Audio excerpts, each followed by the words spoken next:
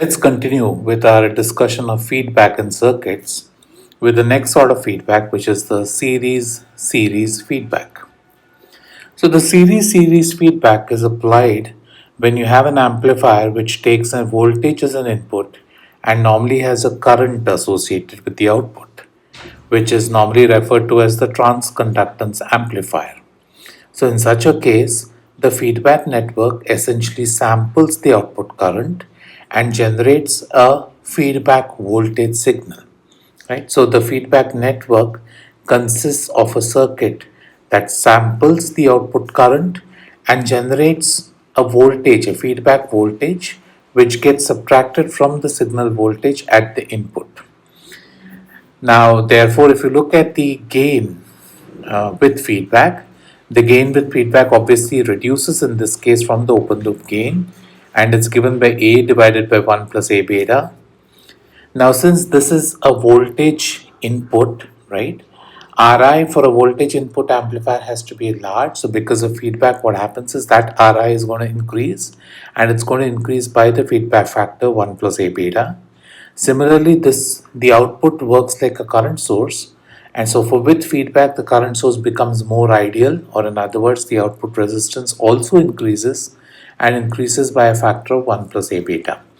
So remember, feedback leads to increase in all circuit parameters or makes them circuit parameters ideal at the expense of the gain.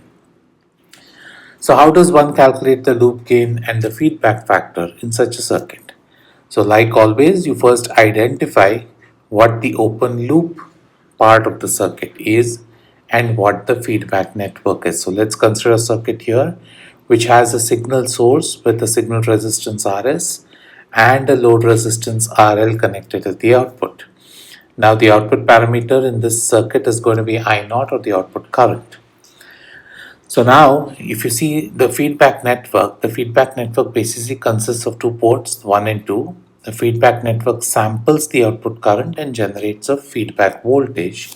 So to calculate the feedback factor beta, what we want to do is we want to supply or simulate an output current at the input of the feedback network and measure what is the open circuit voltage that is generated, right? And so therefore to find beta, we look at the feedback circuit, we apply a current at the input of the feedback and measure the open circuit voltage generated at the output, and the ratio of the open circuit voltage to the input current essentially gives you the feedback factor or beta. Now to find the loading of this feedback network at the output of the amplifier, you basically have the feedback network which is sampling a current at the output and generating a voltage, right? So to measure the loading of this feedback network on the output of the amplifier, you basically want to measure the resistance that this feedback network shows to the output. So that is done by applying a voltage, measuring the current that flows through the input of the feedback network, while ensuring that the output of the feedback network is open circuited. And so in that case, your R22, that is the loading of the feedback network at the output of the open loop amplifier, is given by V2 upon I2 when the output of the feedback network is open circuited. Similarly, now if I want to find the loading impact of the input of the feedback network, right? The output of the feedback network is a voltage, right? So we want to essentially find the output resistance of this feedback network. And since this accepts an input current, what we do is we zero the input signal, which in this case means that you open circuit the input of the feedback network. You apply a voltage at the output of the feedback, measure the current flowing through the output of the feedback network, and the ratio of V1 upon I1 is essentially the load that this feedback network provides at the input of the open loop amplifier. And so therefore, considering loading now, when we want to calculate the open loop gain, we now replace the feedback network with its loads at the input and output. So the feedback network shows up as R11 in the input loop. So the input loop consists of the signal resistance, the input resistance of the amplifier, and the loading because of beta or the feedback network. And similarly, the output loop consists of the load resistance and the loading because of the feedback network at the output, which appears as R22. So solving this circuit and estimating I naught upon Vs gives you the open loop gain of the circuit, or A. So let's look at an example here. So this example consists of an amplifier. In this case, it's a simple op amp, where the signal is applied at the negative input of the op amp. The output of the op amp goes to the gate of a PMOS. So therefore this PMOS M1 converts this voltage to a current through GM, and that is the output current of the circuit that flows through the load resistance shown here. Now where is the feedback network? Now this current also flows through the RF, and hence a voltage is generated at the positive end of the amplifier, and this amplifier essentially does the signal summation. So if you look at this circuit, the feedback network basically consists of a resistor, in this case RF. And so what is the feedback factor? The feedback network provides, it's a series feedback, so the feedback network basically consists of a feedback voltage caused by an output current, and so beta is given by Vf upon I naught, which in this case is RF, and then R11, that is RF, presents itself as the same as the input and the output, and so essentially the loading because of this resistor is going to be same at both the input and output given by RF. And so the circuit to calculate the open loop gain can now be thought of as replacing this amplifier with its circuit model.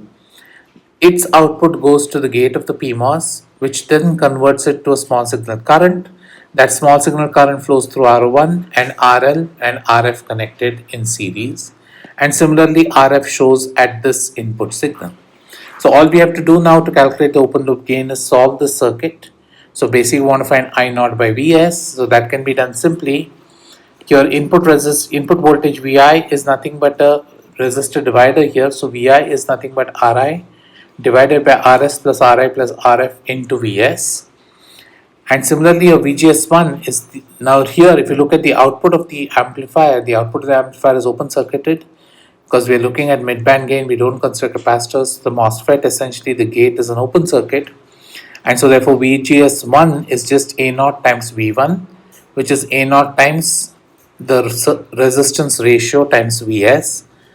Now hence a current I naught flows through the circuit, and I naught is the current flowing through RL. So this GM VGS1 divides itself across this resistance parallel resistors, and so the current flowing in the load is given by GM1 VGS1 into R1 divided by R1 plus RL plus RF. And so therefore I can talk about the open loop gain as I naught upon Vs, which is just a product. Replace VGS1 by A naught V1, which in terms of Vs, so you get this open loop gain as GM1 into A naught into Ri by Rs plus Ri plus Rf into R1 divided by R1 plus RL plus RF, right? And so this is the open loop transconductance of the circuit. And once you know A, beta is given to be RF.